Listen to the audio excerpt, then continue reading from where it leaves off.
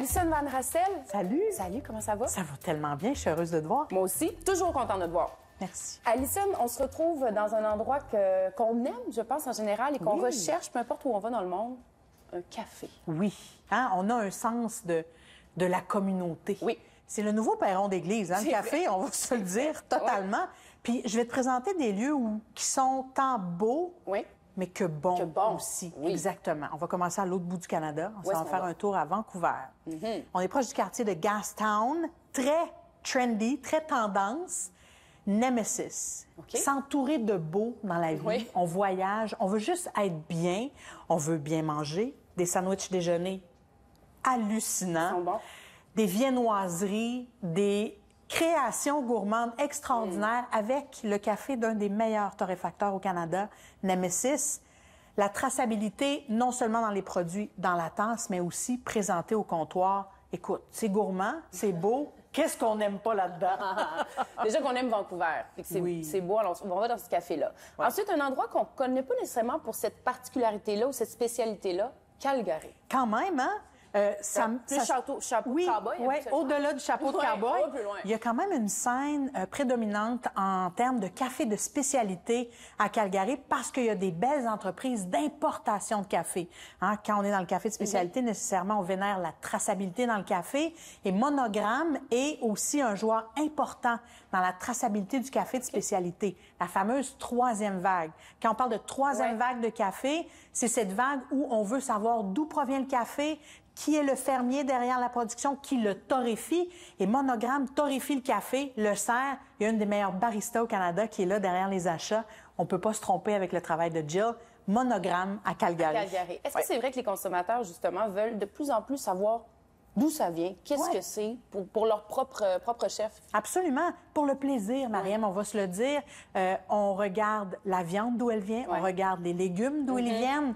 Pourquoi pas le café? C'est pas parce qu'on n'en produit pas ici au Canada qu'on n'a pas le droit de savoir d'où viennent ces produits-là. Et moi, je suis persuadée que le plaisir est intrinsèquement relié au fait qu'on sait d'où vient le grain de café.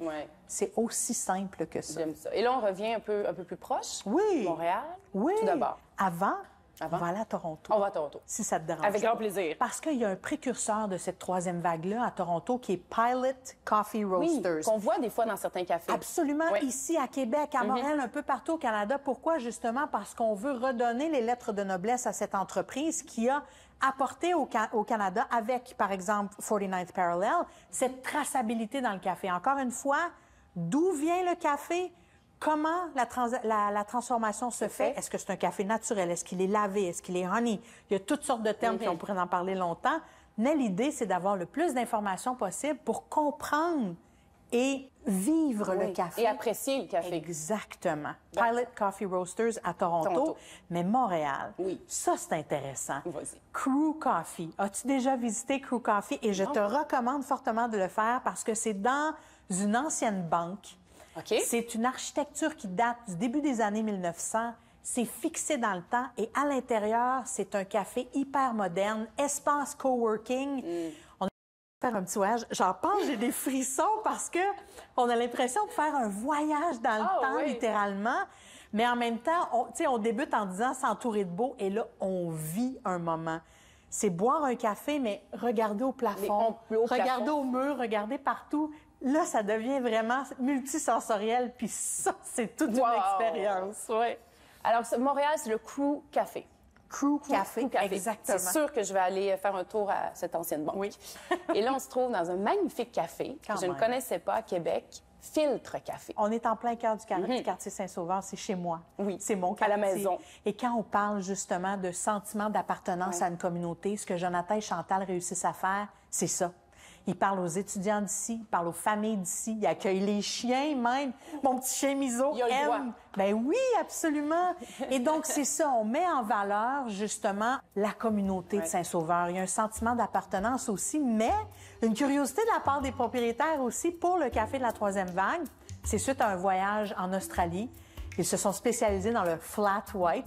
C'est un tout autre genre de café que je vous invite à venir ici pour justement discuter avec les propriétaires. Chantal et Jonathan. Magnifique. Fait que le Filtre Café soit rue Saint-Vallier à Québec. Oui, absolument. Ben merci, Alison. Hey, cheers. Cheers. Bon, oui. Oh, on a le droit. Quand même. Santé les gourmands.